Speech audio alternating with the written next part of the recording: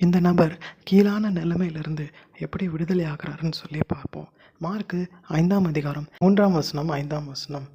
அவனுடைய குடியிருப்பு கல்லறைகளிலே இருந்தது. அவனை சங்கிலிகளினாலும் கட்ட ஒருவனாலும் கூடாதிருந்தது. 5ஆம் வசனம். அவன் எப்பொழுதும் இரவும் பகலும் மலைகளிலும் கல்லறைகளிலும் இருந்து கூக்குரலிட்டு கல்லுகளினாலே தன்னை காயப்படுத்தி கொண்டிருந்தான். இந்த வசனங்களில் பார்த்தீங்கன்னா முக்கியமான 3 விஷயங்கள் இருக்குது. முதல் விஷயம் கல்லறை. கல்லறைன்னு சொல்லும் போது டிப்ரெஷன், எல்லாமே முடிஞ்சிடுச்சுன்னு சொல்லி ஒரு கவலைக்கிடமாக இருக்கக்கூடிய மனநிலை. ரெண்டாவது விஷயம் கூக்குரலிட்டு.